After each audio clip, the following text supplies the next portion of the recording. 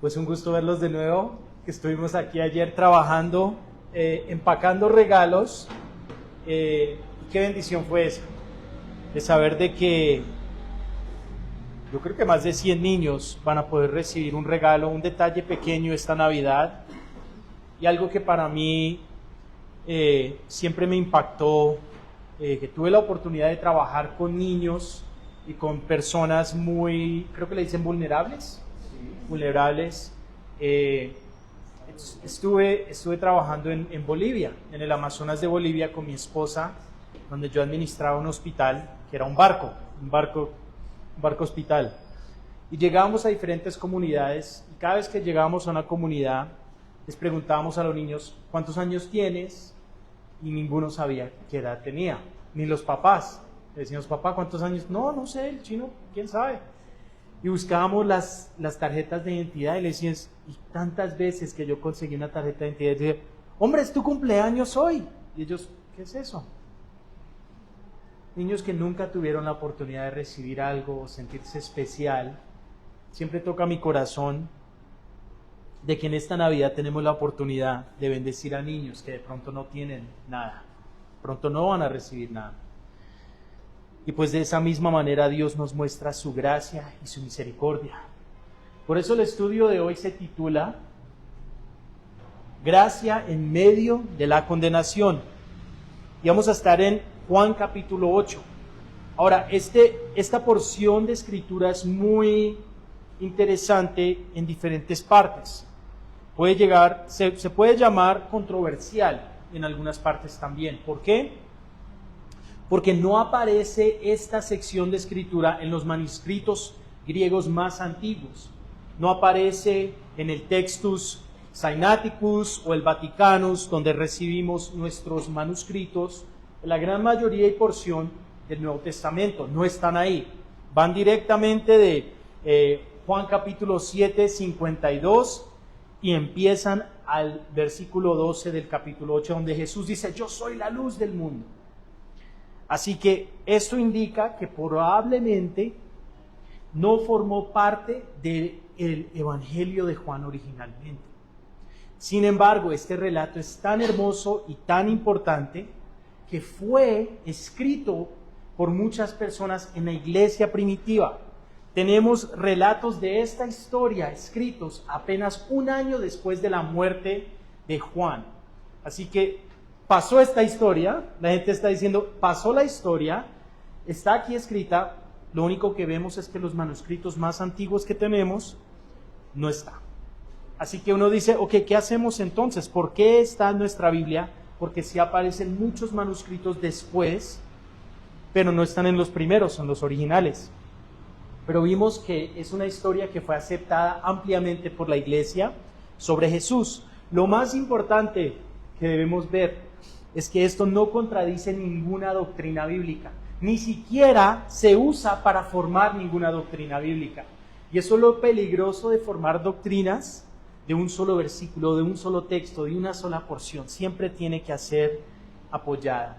Pero lo increíble es que esta sección muestra al mismo Jesús. Muestra gracia sin tolerar el pecado, verdad sin destruir al pecador, y es un llamado al arrepentimiento acompañado con misericordia. Por eso enseñamos este texto con mucha transparencia, se dice transparencia y claridad y discernimiento, porque es un ejemplo que muestra el corazón de Jesús. Ahora, el capítulo 7 de Juan terminó ¿con qué? Con división y rechazo. ¿Se acuerda que todo el mundo se fue a la casa? Pero el capítulo 8 de Juan comienza con una escena profundamente personal. Jesús no solo le habla a las multitudes, sino que le habla a cada persona personalmente. Y me encanta eso. Por eso vemos, todo el mundo se fue a la casa, y seguimos en nuestro primer versículo, pero ¿qué hizo Jesús? Jesús regresó al monte de los olivos. Hermanos, mientras los líderes religiosos se iban a sus casas a descansar, ¿a dónde iba Jesús? Al lugar de la oración. Porque él sabía lo que le esperaba al siguiente día. Y me encanta lo que Mateo nos dice, Mateo 6:6, donde dice, pero tú, cuando ores, apártate a solas, cierra la puerta detrás de ti y ora a tu Padre en privado. Entonces tu Padre, quien todo lo ve, te recompensará. Y qué hermoso que la primera prioridad de Jesús, me imagino después de un día muy largo, fue de ir a su lugar de oración. Fue de ir a la presencia del Padre porque sabía que necesitaba sabiduría para el siguiente día. Versículo 2. Pero muy temprano en la mañana siguiente estaba devuelto en el templo. Pronto se juntó una multitud y se sentó a enseñarles. Esta parte me gusta mucho porque nos muestra que la forma correcta de enseñar la Biblia es sentado. Yo creo que me voy a conseguir una butaca aquí para sentarme. Pero chistoso que Jesús se sentó a enseñarles temprano.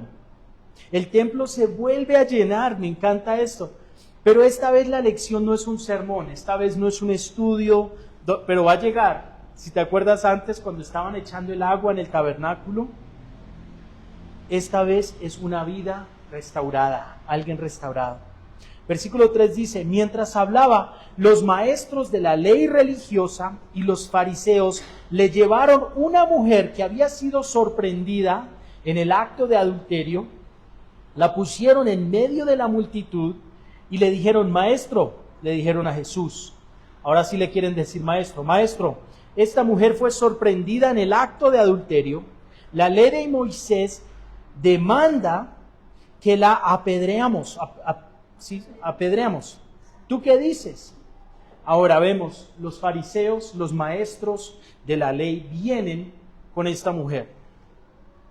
Hermanos, cuando yo leo esto, yo no veo que la vienen a restaurar, yo no veo que la vienen a hacer justicia, la traen para usarla, porque dicen que la ley dice que debe ser apedreada. Hablan de Levítico capítulo 20, versículo 10 y Deuteronomio 22, 22. Pero ¿sabes qué? Conocen la ley e ignoran el amor de Dios. ¿Sabes por qué? ¿A dónde está el hombre? ¿Cierto? Se toman dos para bailar. ¿A dónde está el hombre? ¿Por qué está sola ella? ¿Por qué ha sido humillada y puesta delante de todos los hombres? ¿Sabes por qué? Porque la ley y la religiosidad siempre aplica la ley selectivamente. Quieren escoger lo que es justo y lo que no es justo. Y tristemente vemos a estos hombres fariseos, estudiosos, líderes, que sabían tanto de la palabra de Dios. ¿Y sabes qué me muestra esto? Que es posible conocer la Biblia y no conocer a Dios. Es posible conocer la Biblia y no conocer a Dios. Es posible defender la ley, pero violar su propósito. Es posible de hablar de justicia sin amar la misericordia. Y es posible. Y lo vemos de esta forma. Qué acto tan feo, qué vergüenza tan grande para esta mujer. Pero ellos le están poniendo una trampa a Jesús. Y eso es lo que nos dice en el versículo 6. Versículo 6. Eso. Intentaban tenderle una trampa para que dijera algo que pudieran usar en su contra. Pero Jesús se inclinó y escribió con el dedo en el polvo. Algo muy interesante aquí, ¿por qué es una trampa en este momento? Porque Jesús, si él fuera y le dijera a los líderes fariseos, no, dejen la mujer ir, ella es inocente, estaría rompiendo la ley donde claramente fue encontrada en el acto de adulterio, y le dijeran a él, usted acaba de romper la ley, usted no es el Mesías, esto y esto, lo atraparon. Y si Jesús decía, agarren una piedra, péguenle con la piedra, ¿cierto? Porque es la ley, hubiera completamente borrado todos sus mensajes de la gracia, del amor, del perdón, de la misericordia de Dios. Así que estaba atrapado Jesús entre los dos, ¿cierto? Estaba atrapado. Pero me encanta que Jesús No se pone a defender, no se pone a decir cosas, solo se agacha en el piso y empieza a escribir en el polvo. Porque nosotros vemos eso, si Jesús absuelve a la mujer, viola la ley, si la condena, contradice su mensaje de gracia. Y muchas veces nosotros nos gustaría saber qué decir en momentos así, ¿cierto? No sé si te has sentido atrapado algunas veces como alguien te quiere atrapar a que digas algo. Yo la próxima vez no les voy a responder y me voy a poner a dibujar ahí en el piso.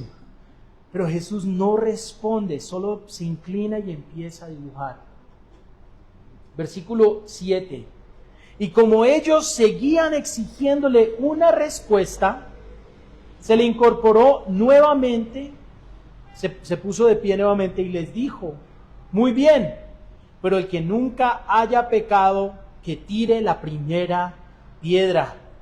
Luego volvió a inclinarse y siguió escribiendo en el polvo. Queridos hermanos, Jesús da una palabra tan poderosa, una respuesta tan poderosa. Y nosotros no sabemos lo que escribió Jesús en este momento. No sabemos qué escribió. He escuchado a algunos pastores decir que él escribió, empezó a escribir los nombres y los pecados de todos los hombres que estaban ahí al frente. No sabemos. No es importante, porque es lo que dice que trae convicción al corazón. Dice, el que nunca haya pecado, que tire la primera piedra. Puso un espejo enfrente de los acusadores. Puso un espejo enfrente de estos hombres que habían tomado a esta mujer y la habían avergonzado de esta forma. Y les dijo, ¿ustedes quiénes son para tratar a esta persona de esta forma? Porque la ley apunta al pecado del otro, pero ¿sabes qué? La gracia revela nuestro propio pecado. Y algo que yo sé y he aprendido es que nuestro pecado siempre se ve peor en otras personas, ¿no? Siempre se ve peor. Si tú estás haciendo mentiras, si tú estás haciendo algo, pues es una mentirita blanca o algo, pero si alguien te miente a ti, esta persona, ¿cómo es que puede hacer eso? Nuestro pecado siempre se ve peor en las vidas de otras personas. Y yo creo que este es un ejemplo muy grande que tenemos que aplicar a nuestra propia vida. Porque tristemente nosotros podemos ser tan llenos de celo y de religiosidad que perdemos el amor de Dios. Pero mira lo que pasa, mira el resultado de estas personas en el versículo 9, donde dice, al oír esto, los acusadores se fueron retirando uno tras otro. Comenzaron por los de más de edad, hasta que quedaron solo Jesús y la mujer en medio de la multitud. Ahora, algo que es interesante es, todavía había gente. Esto pasó en medio de una multitud, de un gran grupo. Pero uno por uno se van. No huyeron por culpa de Jesús, sino por culpa de sus propias conciencias. Conciencia, ¿cierto? Conciencia. Porque nosotros sabemos que la presencia de Cristo siempre expone la verdad. Pero uno por uno se fueron saliendo. Y la dejaron ahí con Jesús solo. Pero algo que para mí, y yo siempre quiero retocar esto, porque hay muchas personas que han sido heridas por la iglesia. Hay muchas personas que han sido lastimadas por la iglesia. Y algo que yo aprendí hace muy poco, que mi papá me enseñó. Tienes que entender, mi papá es colombiano. Mi papá tuvo ministerio aquí en Colombia 30 años. Y yo siempre vi a mi papá como una persona muy seria en muchas cosas, donde decía, no, eso no es papá, y ya. Entonces, yo hablando con mi papá sobre un caso, y me dijo, si alguien viene a ti, Chachi, y te confiesa y dice, Chachi, yo tengo este pecado en mi vida, yo estoy pasando por esta situación, automáticamente nosotros, en disciplina, siéntese, usted no puede esto, ¿cierto? Queremos hacer eso, queremos exigir justicia, queremos ser jueces. Y tristemente mi papá me dijo, Chachi, ¿cómo es que la persona herida que va a una iglesia solo termina siendo envenenada más y lastimada más? Cuando debemos mostrar el amor y la gracia de Dios.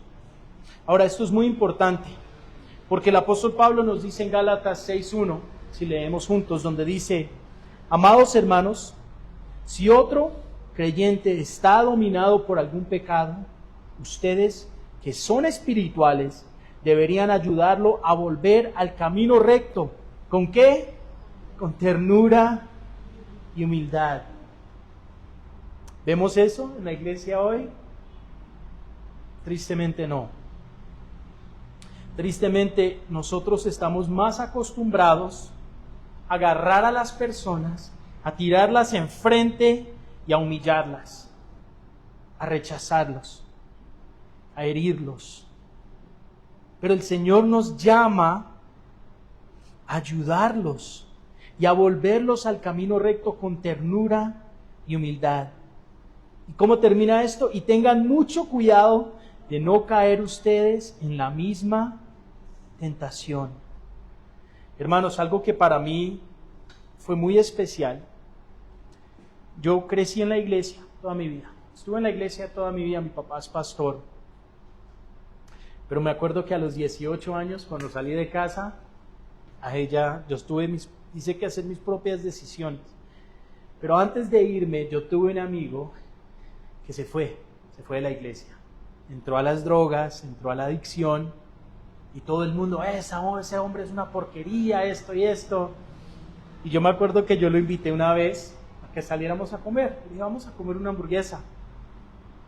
Y para mí fue tan especial ese tiempo porque no hablamos de su pecado, de su problema, no hablamos de su adicción, solo hablamos del amor de Dios para nosotros. Y justo menos de un año después el hombre regresó, su relación con su esposa se, ¿cómo se dice? Restauró con sus hijos, restauró su hogar, se restauró, el Señor lo usó de una gran forma tan hermosa. Y claro, justo cuando yo me fui al otro extremo, muchos de ustedes saben, yo me convertí al judaísmo, dejé la iglesia, dejé todo, y él fue el único que siempre que me veía era un abrazo. Chachi, ¿cómo estás? Chachi, ¿qué es esto? Chachi, me mostró ese amor. Y sí, gente se burlaba de mí, gente hablaba mal de mí, pero este hombre mostró ternura y humildad. Hermanos, esto se llama compasión. Compasión. Es un don del Espíritu Santo. Y si ustedes no tienen el don de compasión, ¿sabes cómo sabes si tienes el don de compasión o no? Es si ves a alguien pasando por una dificultad, ves a un hermano herido, si tu corazón se rompe o se siente por ellos. Si no, no tienes el don de compasión, pero sabes que le puedes pedir a Dios que te dé el don de compasión, porque es un don que necesitamos tener, porque es la forma en que nosotros somos demostrados ser discípulos de Jesús, que nos conozcan por el amor que tenemos el uno por el otro. Pero entonces vemos aquí, toda esta gente se empezó a ir y quedó sola la mujer con el hombre. Y entonces Jesús se pone de pie de nuevo, versículo 10, y le dice a la mujer, ¿dónde están los que te acusan? ¿Dónde están los que te acusaban? Ni uno de ellos te condenó. Y mira lo que la mujer responde, ni uno de ellos me condenó. El Señor le dijo a ella, y hermanos, una de las palabras más hermosas, más tiernas y más especiales, y yo tampoco, le dijo Jesús, vete y no peques más. Algo que quiero que nos enfoquemos y entendamos en este momento es que Jesús no minimiza el pecado, pero tampoco destruye al pecador. Hermanos, cada uno de nosotros somos pecadores. Cada uno de nosotros. El apóstol Pablo dice, soy el más grande de los pecadores. Cada uno de nosotros somos pecadores. Pero Jesús no minimiza el pecado. Él dice, sí hay pecado, pero primero dice, no te condeno. Y luego dice algo muy especial, vete y no peques más. Hermanos, este es el Evangelio. Este es el orden del Evangelio. La gracia primero. La gracia de Dios primero, alcanzándonos. ¿No sabes que es el amor de Dios, la bondad de Dios, que nos alcanza cuando estamos lejos? Y después viene la transformación. Cuando dice, ve y no peques más.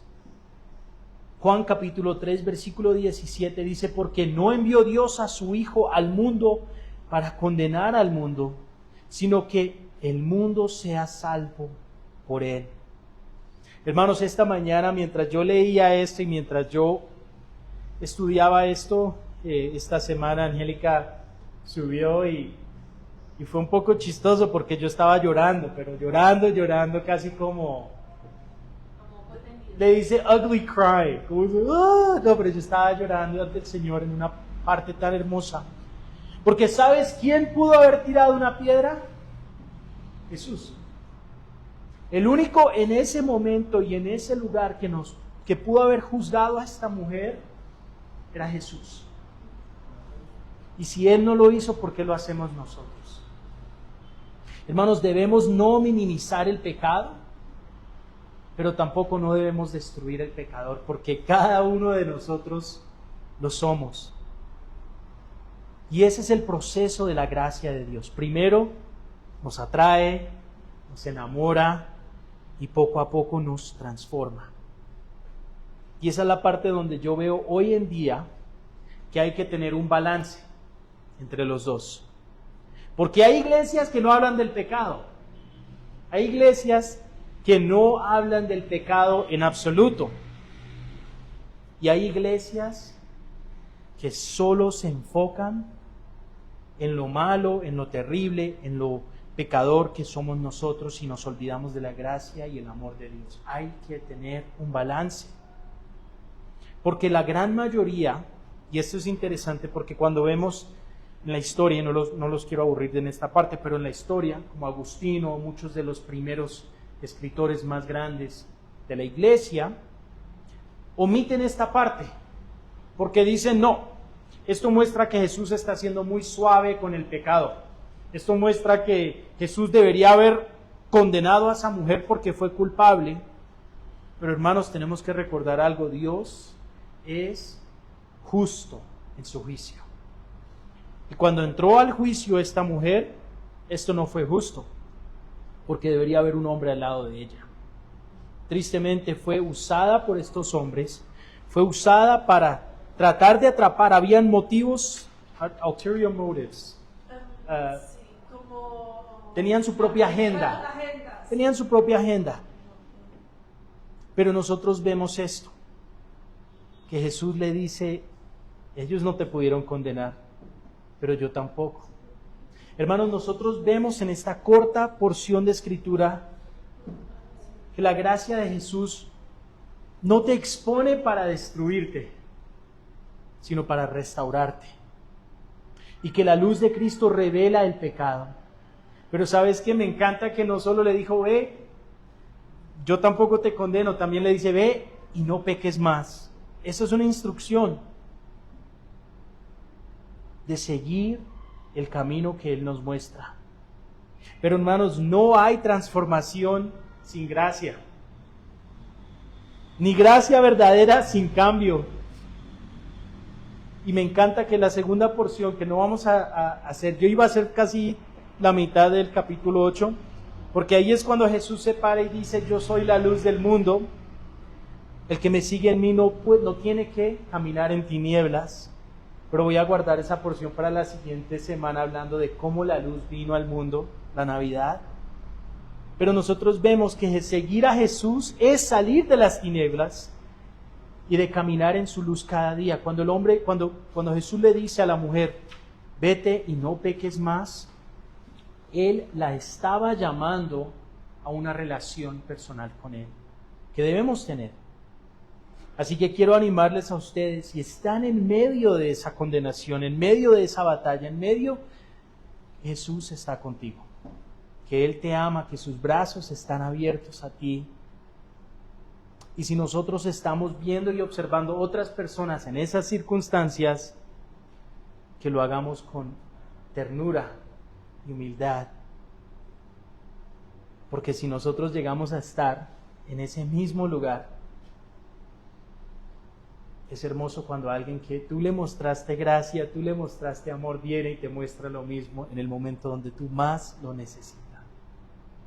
Que seamos luz en este mundo, que seamos un ejemplo de gracia y de amor, y de que entendamos que realmente Dios es el único que nos puede juzgar, y si Él es tan amoroso y tan forgiving, misericordioso con nosotros, como nosotros no podemos ser con los demás. Oremos. Señor, te damos gracias, Padre, por esta palabra, Señor. Gracias, Señor, por esta imagen de tu amor, de tu perdón y de tu gracia, Señor, de que tú no nos quieres ver avergonzados en el piso, Señor, condenados, Señor, sino quieres vernos caminando en tu libertad, caminando en tu amor, en tu gracia y en tu paz, Señor. Padre, tú conoces nuestros corazones, Señor, tú conoces las cosas en las cuales estamos luchando, Señor, las cuales estamos pasando, Señor. Y Padre, aún así nos amas, Señor, aún así nos llamas, aún así nos invitas, Señor, a una relación personal contigo, Señor. Gracias, Señor, que podemos venir con confianza, Señor, delante, Señor, del trono de la gracia y misericordia, Señor. Padre, donde encontramos perdón, donde encontramos vida, Señor, donde encontramos paz y alegría, Señor. Padre, ¿a dónde más podemos ir, Señor? Sino a ti, Señor, a tus brazos de amor, Padre. Te doy gracias, Señor, por este tiempo, Señor, por las personas que están aquí, Señor. Padre, tú nos conoces, a cada uno de nosotros, Señor. Continúa haciendo esa obra en nuestras vidas, tocando nuestros corazones, Señor. Padre, queremos vivir vidas que te traigan gloria a ti, Señor. Ayúdanos, Señor, a ser una luz, Señor.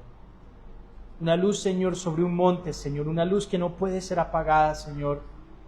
Brilla en nuestras vidas, Señor. Te amamos, te alabamos y te damos gracias, Señor. En el nombre de Jesús oramos. Amén.